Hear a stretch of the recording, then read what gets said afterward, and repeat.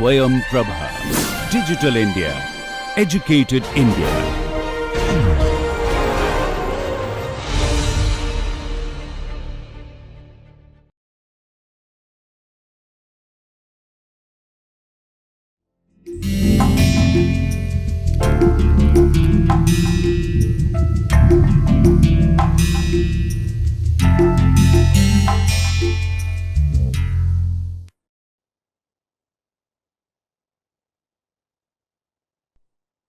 Hello everyone, welcome back. In the last couple of classes, we started discussions about how to perform CFD simulations for turbulent flows, and we saw that ideally we can use the Navier-Stokes equations that we have derived in the beginning of the course for simulating turbulent flows also.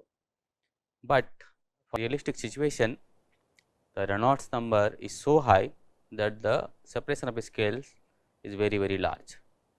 And in order to resolve all these scales, you require a grid which is very big, okay, so big that even the modern supercomputers are not sufficient for simulating those flow fields.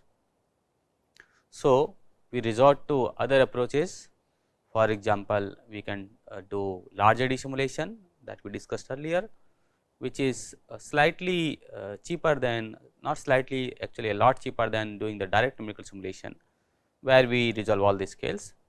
In the LES, we learned that we only resolve the large scales which are responsible for the main dynamical behavior, and the small scales which contributes to, let us say, 20% of the energy, turbulence energy, or the 40% of turbulence energy is basically modeled.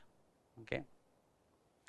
And the last approach that we saw is the RANS, which is much cheaper than the DNS, much cheaper than DNS, and that requires basically invocation of model to account for the effect due to the turbulence. So, we are not resolving any scale there, we are just using turbulence model to do that.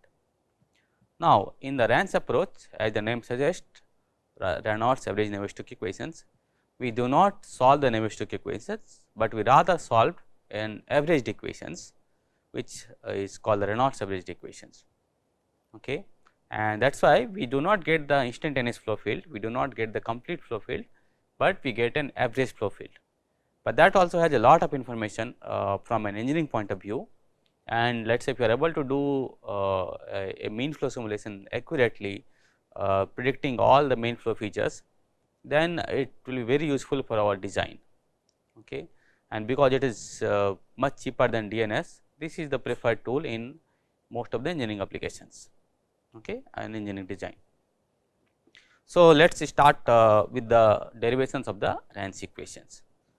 So, before we go to the RANS equations, okay, so we will learn about the averaging, right. So, as I told and we have discussed it also, if you recall the flow inside a pipe, okay, we had a pipe like this and this was your mean flow, okay, we can call it U bar, and then on top of that we had this fluctuations, okay, which we called as U prime, right. So, there is an average flow which is U bar, okay, and there is a fluctuation sitting on top of that.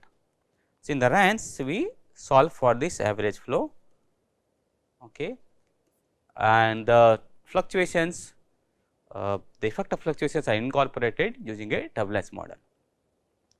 If you are solving for this average equation, average U bar or V bar or W bar or P bar, or even the mean density or mean temperature rho bar T bar, we need an equation for that, right.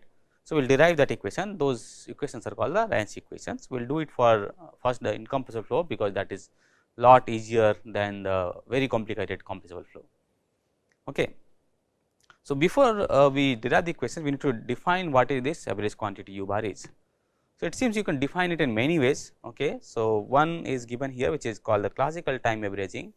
Okay. So, basically if you want to get this mean x, okay, so that will be basically limit t tends to infinity, ideally t 1 by t, t 0 to t 0 plus t u x t. Okay. Of course, we do not get it to infinity, we basically do it for a reasonable time, so that we get a good average. So, this is a kind of average where you are doing it for a very long time, okay, and keep on adding the values for a very long time, and then divide by the number of time steps, okay, or the total time in which you have taken the average, and that gives you the time average. So, you can see that the time dependence has been removed. Now, it is u bar is just a function of x, right, and here it is function of both x and t, right. So, this is called the time average, or this is also called the Reynolds average, due to same Reynolds, Osborne Reynolds. Okay. Okay. In experiments, of course, in many time what you do something called ensemble averaging.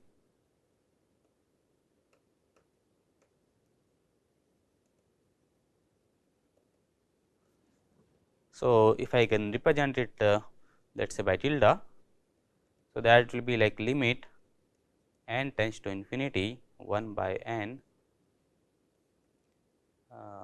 0 to n maybe, and this is u x and okay. So, what we are saying that you conduct the experiment for many times. So, n is basically number of realization, this is the number of realization.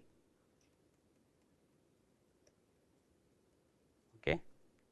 So, you conduct the experiment many time, okay, and take the average of those experiments and then divide by the number of realizations, right. So, that will give you a statistical average.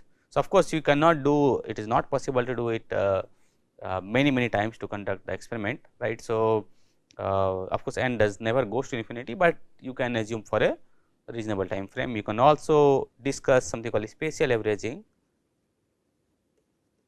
in the same spirit. Okay. So, that if I represent, let us say what is maybe u hat x. Okay. So, this is basically limit, and let us say gamma is representing your space. Okay. It can be in any 2D or 3D or 1D, wherever you want to average it. Okay. And then this is 1 by gamma I 0 to and u x gamma, okay, and d gamma. Okay. So, you basically do the spatial average. So, in this case, I think this spatial average x will be removed, and you can get how it is changing with time. Okay. So, in the experiment you can actually make it more easy 1 by n, and this is be sigma, right, basically u x n, right. So, in most cases we will be discussing about the Reynolds averaging and we will be deriving the Reynolds averaging equations, but the ensemble averaging is considered either equal or very close to the Reynolds averaging. So, whatever equation that will be deriving will be applicable for ensemble averaging as well. Okay. To look at the picture, okay, so if you have a flow like this, so we will talk about the two kind of turbulence, turbulent flow. So, one is the stationary turbulent flow,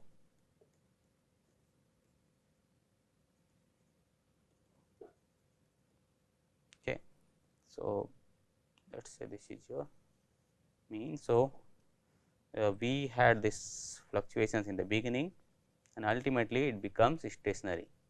Okay. So, maybe after this time onward you can see that the fluctuation is around a mean line, I mean that it is the mean flow is stationary, although the fluctuations are happening. Okay. And then you can have a fluctuation, if you zoom this in, you can see that if you zoom this part, this will be something like this is called this transient part, which is basically when the simulation is developing, and this is the statistical stationarity. Okay. That means your mean is not changing with time, and if you can zoom this in, it will look something like this. Okay. Okay, so this is your u bar and this is your time. So, your u bar is not changing with time. On the other hand, let us say your u bar is changing with time. Okay. So, let us say it never becomes stable. Okay. So, it is changing with time, something like this. Okay. So, your mean is also changing with time and fluctuation is also changing with time. Okay. So, this is your u bar and this is your t. So, you can see that u bar is also changing with time. So, in this case, if you want to really study this phenomena where it is not stationary turbulence, it is a non-stationary turbulent flow.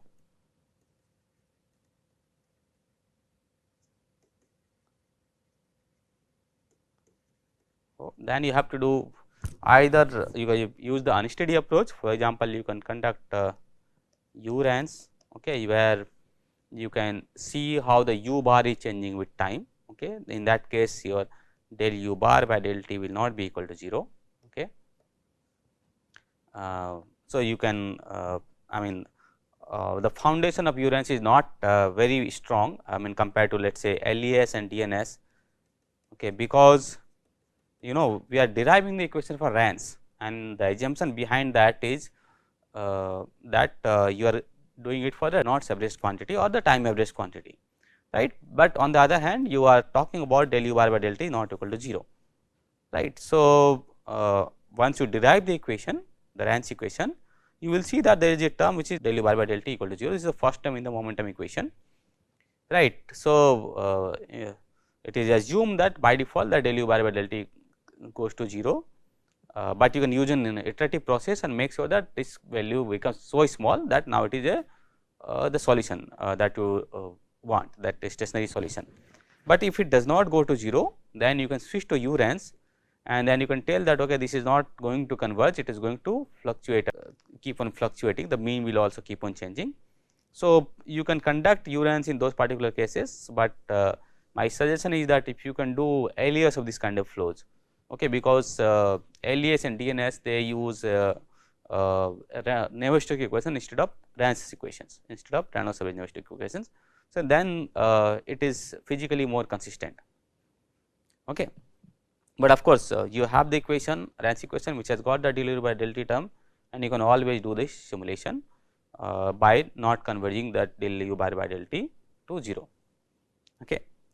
So, now that we have this clear definition between the u bar and u prime, okay, this is the mean and this is fluctuations around the mean.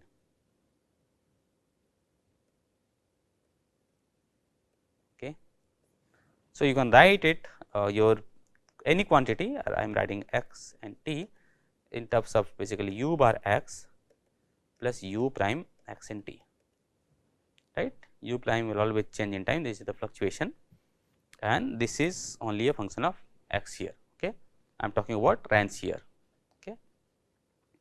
So, once you did that, we can basically write some relation. So, if you have u equal to u bar plus u prime, let us write like that, and you take the average on both the sides, right, take the average of both the sides, u bar is equal to u bar of bar plus u prime of bar, right. This anyway you have taken a mean, right. So, u bar is already mean and you are taking another mean of that. So, that will not be nothing but the mean itself, because once you put a mean on top of that, once you take an average of some quantity, it is not changing. Okay. So, that in time. So, for all practical purpose here it is like a coefficient, that you take another mean of that, it will result to the same thing, right, and this will plus u prime bar. So, by definition your u prime bar is equal to u bar minus u bar is equal to 0. So, if you take the average of a fluctuating quantity, you will get a 0. You can also see it using this definition. Okay. So, you can define it on both the sides, okay, and you can see that if you subtract this u bar x minus u, you will get this u prime and that will go to 0 if you take the averaging. Okay. There are other laws that you should know, like for example, if you have u plus v bar, okay, that will become u bar plus v bar, okay, or you have like del u by del x, okay, or any linear operation, so you can take the averaging part out of the derivative, or if you have an integral operation, okay, u dx and take the averaging of total quantity, you can take the integral part out u bar dx. Okay, so these are all allowed. Okay. Now, what we will see that although the mean of the fluctuation is 0, there are still some effects of the fluctuation remain in our equations, and why is that?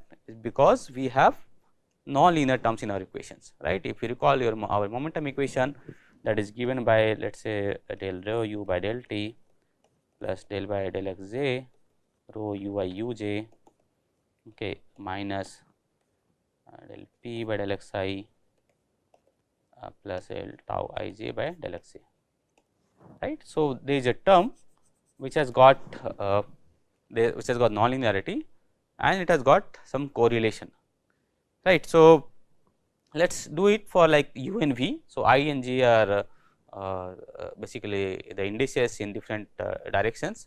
So, let us do it for u and v. Rho is a constant, because I told initially that we are deriving the equation for the incompressible flow. So, u I u j, you can do it for u v, and you take the u v can be written as u bar plus u prime and v bar plus v prime. Okay. Now, take a average on both the sides, right. So, it will be like u bar v bar plus u prime v bar plus v prime u bar and plus u prime v prime bar, right. So, there will be mean of all the things, right. Now, as we discussed earlier, that once you take the mean, it is like a mere coefficient. Okay. So, you can take that out, you take the mean, it does not matter. So, this is u bar v bar, right. What is this quantity? This is basically u prime bar v bar, right, and similarly you have v prime bar u bar, because again these are the coefficients which we can take out, and plus u prime v prime bar. Now, this will go to 0 because this is u prime bar, this will go to 0, this is because v prime bar. So, ultimately you are left with two quantities u bar v bar plus u prime v prime bar. Okay. So, we say that typically this term v prime v prime bar does not go to 0 in a turbulent flow. Okay. That means the fluctuations are correlated. Okay. There are I mean, if you talk about you can have u prime w prime also, u prime w prime bar also, you can have v prime w prime bar also, you can also have like let us say t prime u prime bar. Okay. The temperature fluctuation with the velocity or the pressure fluctuation, you can have all different combination, density fluctuations. Okay. These correlations are there. So, typically these correlations are not 0. If they are 0, then basically they are uncorrelated. Okay. But typically they are not 0, and they can be defined using a correlation coefficient. Okay. You can get this quantity u prime v prime bar, this should be prime I think, and you can divide it by u prime square v prime square bar of square root. Okay. So, your correlation coefficient can be written as let us say u prime v prime bar divided by u prime square bar v prime u prime square bar and v prime square bar. Okay.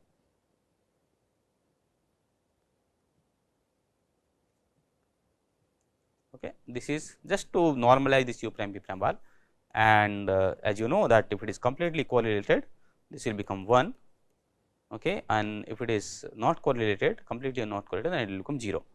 And you can see it here. I mean, this is a diagram taken from the famous book of Lumley in the first course of turbulence. Okay. So, you can see that if you look at the signal A, you can think of it as a v prime, this can be as a v prime, okay, and this can be let us say w prime, let us call that w prime. Okay. So, you can see that if it goes down, the u prime goes down, this same v prime also goes down, although both signals are not the same.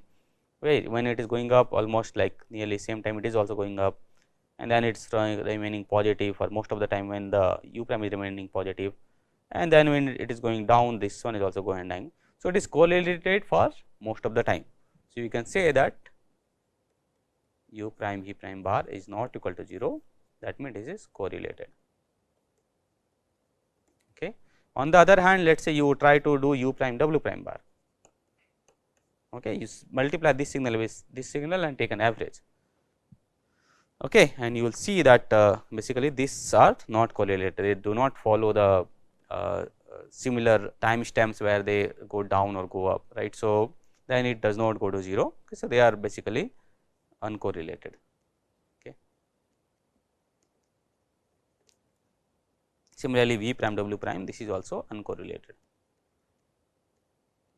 Okay.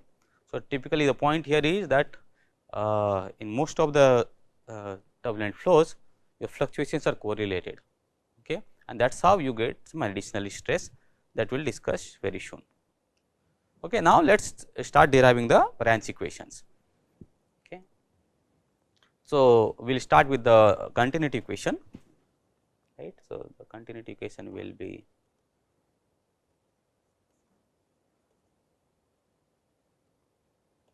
okay. So, you can write del u I by del x I equal to 0 or basically del dot u equal to 0, right, for the incompressible flow. So, if you want to write in 3D, del u by del x plus del v by del y plus del w by del z is equal to 0. Now, what we will be doing? We will be using u is equal to u bar plus u prime, v is equal to v bar plus v prime, and w equal to w bar plus w prime. Right? Let us put it back here. U bar plus u prime, v bar plus v prime, and w bar plus w prime. Okay, and now taken. So, we have basically divided our signals into two component, which is mean plus the fluctuation, and we take an average of that, right. So, the first term del u bar, it will become del u by del x, because the average can go inside the derivative. You can have one term here del v bar by del y, okay, and you can have del w bar by del z, okay, and plus the terms that you have is basically del u prime bar by del x plus del v prime bar by del y plus del w prime bar by del z to 0, right. So, this all will go to 0, right. So, this you can write, this is basically del u I bar by del x I is equal to 0 or del dot u I u bar equal to 0, right. Okay, to basically change it, okay, this is a vector, okay, here also, because I am using bar for the mean quantity, right. So, the continuity equation looks like the original equation that we had, except that now the instantaneous quantity is replaced by the mean quantity, right. Now, look at the momentum equation, okay. So, this is what the equation that we have got, okay. Now, go to the momentum equation. So, momentum equation you can write as, okay. So, it will be, let me derive it. So, del rho u I by del t is equal to del by del x j rho u I u j is equal to minus del p by del x I and plus del tau I j by del x j. I hope you not forgotten the Navier-Stokes equation that we derived earlier. This is a dimensional form, but you can also do for non-dimensional form also, right. So, again we will be doing here. So, we will have basically u I is equal to u I bar plus u I prime, right. Similarly, you will have pressure will be p bar per p prime, okay, and tau, as you know that tau I j is given by the relation that how the stress is related to the strain rate, right. So, something like mu s I g, okay. So, let us try deriving it, okay. So, you have So, this will become del rho, rho is a constant. So, we are not taking rho equal to rho bar plus rho prime, okay, rho u I plus u I prime, right, by del t plus del by del x j. Okay. Now, this is rho u I bar plus u I prime and u j bar plus u j prime, right, minus del p by p bar plus p prime by del x I and plus del tau I j bar plus tau I j prime by del x j, right, and we will take the average of the entire thing, right. So, like we saw in the momentum equation, all the quantity which are like derivative of something like I t or x or whatever it is, if you have this u I prime bar, okay, or u j prime bar, all those things will go to 0, right. Similarly, because tau I j depends on the velocity gradient, right. So, because the velocity gradient also has this term. So, velocity, if you like del u I by del x j, right, this is how the tau I j is related to, right. So, that will become del u I prime plus u I bar, okay, by del x j, and then you take an average of that. So, this term will also go to 0, right. So, you can remove all the terms which are going to 0 directly. So, this will go to 0, okay. This is complicated, this will go to 0, fluctuation, this will go to 0. Here if you recall, we have done this if you have like rho, you have u and v,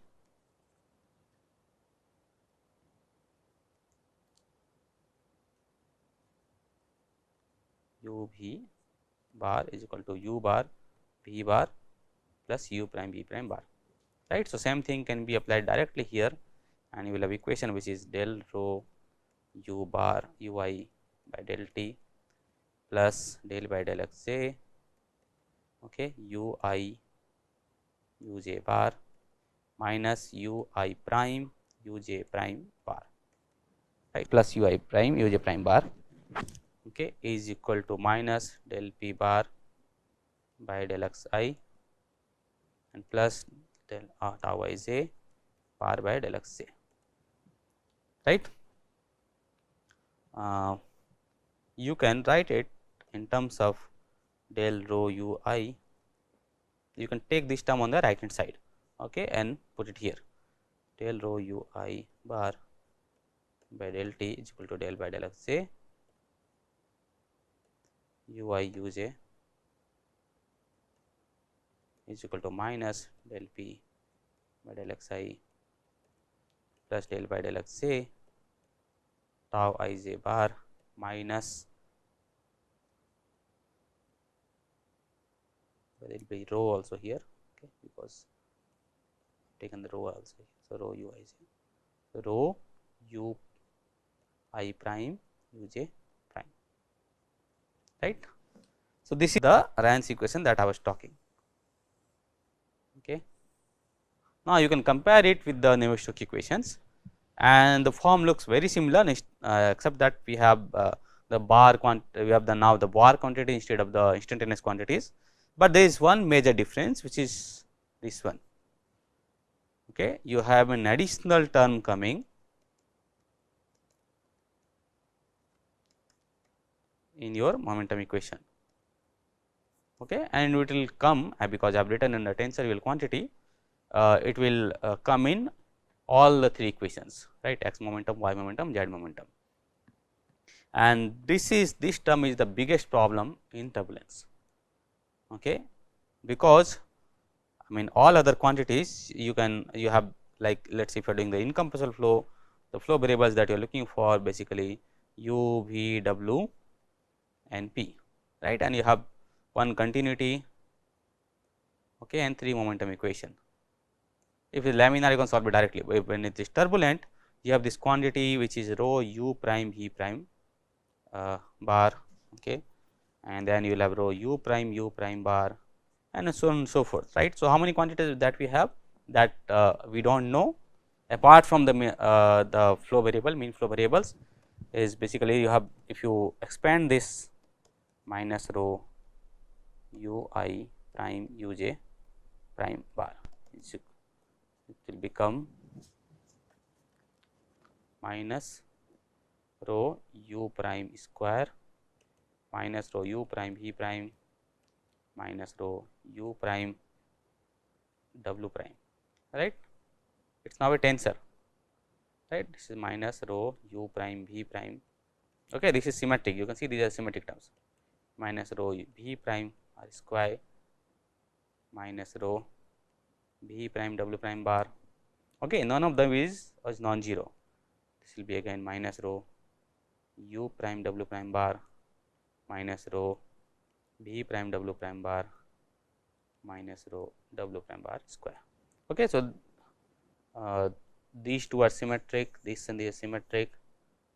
Okay, and similarly you have these two are symmetric, right. So, how many independent stress quantities you have, or so this term is called the Reynolds stress.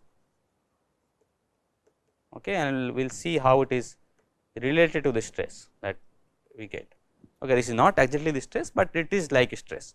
Okay, or you can call it tau I j r, right. So, it has at least 6 independent quantities which we do not know, right. 1, 2, 3, 4.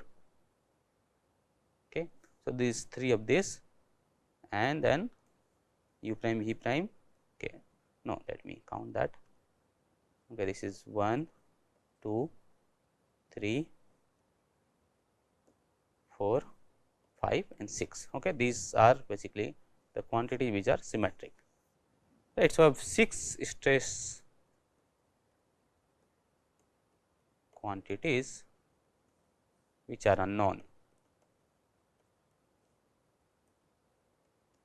Okay, and there is no separate equations for them. Okay, we have only those equations. We have the continuity equation for the mean flow, we have the 3 momentum equation for the mean flow, and there is no separate equation for these 6 stress quantities. Okay, so that this leads to a problem which is called the closure problem. This is a famous closure problem. Why? Because we do not know these quantities, we have more unknowns than the equations, and let us say if you want to derive a quantity for let us say u prime v prime. Okay. So, let us say you want to derive a dynamical equation for u prime v prime bar.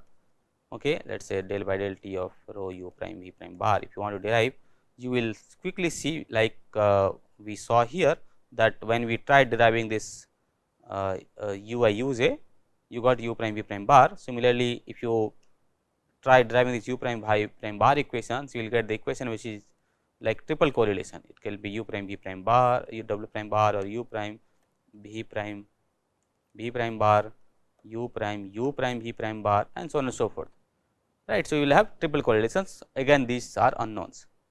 Okay, you can delay it, you can but ultimately you will have to have unknowns which needs to be modeled, right. Unless you model it, you cannot solve these equations that you have, and this term plays a very important role, because this is the turbulent stress that we are talking about when we are talking about the turbulent modular earlier.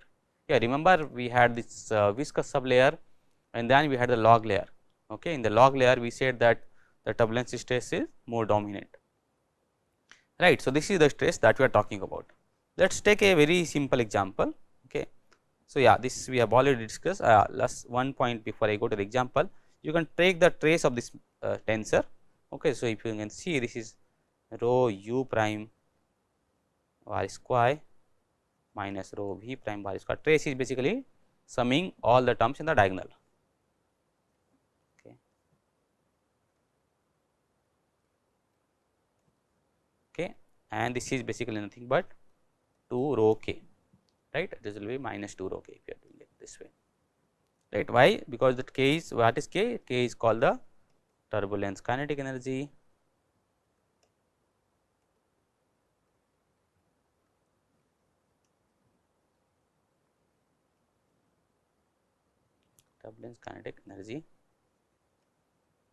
which is given by half u prime square plus v prime square plus w prime square.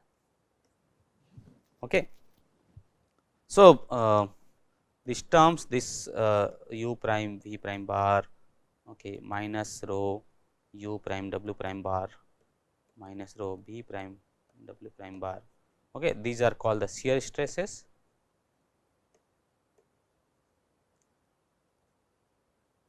And the terms which are on the diagonal which contributes to turbulence kinetic energy, they are called the normal stresses.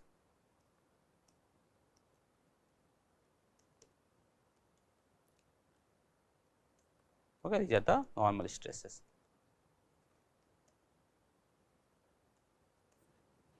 Right. So, we have these 6 quantities that we want to find out a equation or basically find out a way how to model these terms, right.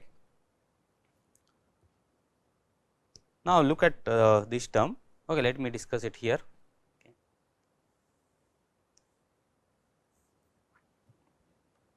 So, if you have, let us say this is your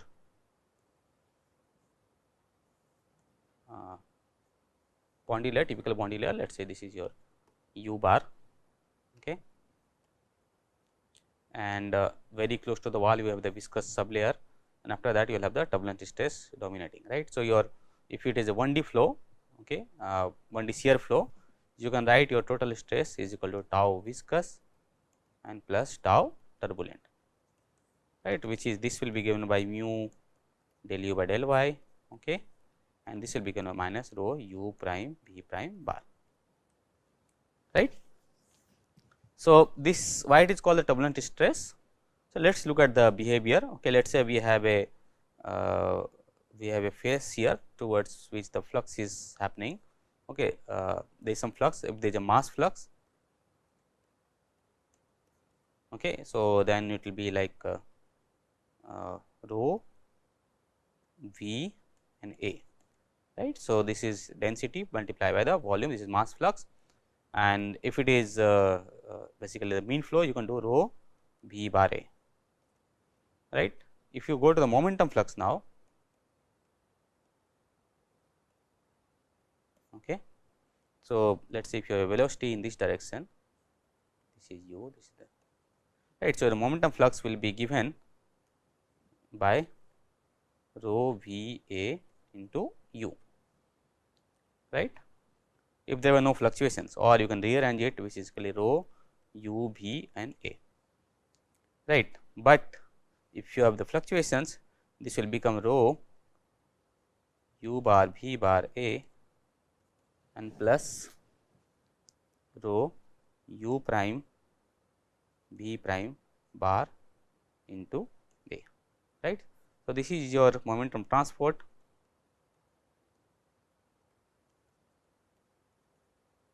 okay, due to the mean flow, and this is the momentum transport due to the fluctuations, right. So, in a way you can see that this is the fluctuations are basically doing the transport, and in a way it is contributing to the stress. Okay. If you want to understand it little bit more, what you can do, you can probably take 2 layers here, okay, and you can take the fluid particle on the top layer and the bottom layer, okay, and it let us say it has the velocity, the fluctuations has like velocity u prime and v prime, and when it jumps there, okay, let us say this was, so your v prime increased, okay, and u prime decreased, right. So, it will become u prime v prime is negative, because in this case your v prime increased, u prime increased and the v prime decreased. Similarly, if a molecule jump from the top layer to the bottom layer, okay, then it will have this u prime decreasing and v prime increasing. Okay, so, because the momentum has to remain constant, so right. So, if one is increasing, the other has to decrease. So, then the relation this is u prime v prime bar remains negative. Okay. So, that is why this minus rho prime you represent the flux in minus term. So, you have this minus rho u prime v prime bar, because this is a generally a positive term. Okay. That also a realizability condition, that all the terms in the diagonal should remain the positive. Okay. So, this is basically the when the molecule jumps from the top layer to the bottom layer and they keep on jumping in the turbulent flow anyway, or from the bottom layer to the top layer, they transport some momentum, okay, and that basically introduce a stress, okay, in the system, and that is given as the turbulent stress or the Reynolds stress. Okay. In general, these fluctuations, I mean these stresses, the normal stresses are basically not isotropic. So, they are not equal, okay. There is no closed form solution that we talked, okay, and this is called a closure problem. Okay. Now, this needs to be modeled, okay. So, we will talk about the two ways to model it. One is the Bojner's hypothesis, where we relate these stresses to the mean flow gradients, okay, like the way you, if you recall your viscous stress tau dou is equal to mu del u by del y, right.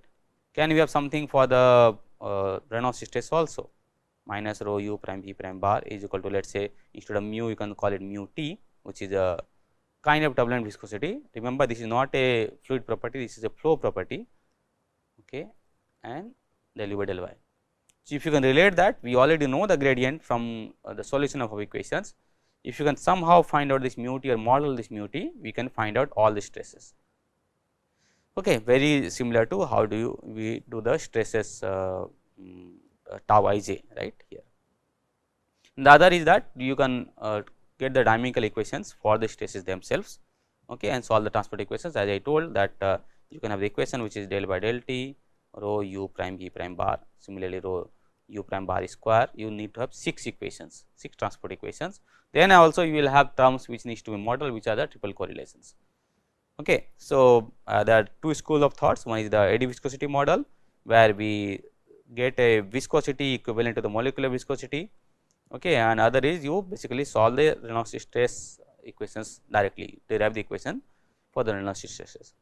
So, this is all I have for the class today.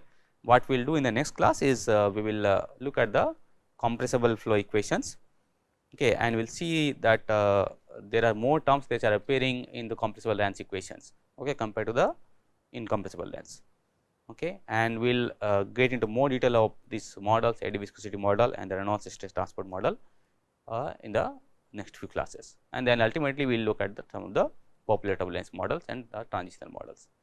Thank you very much.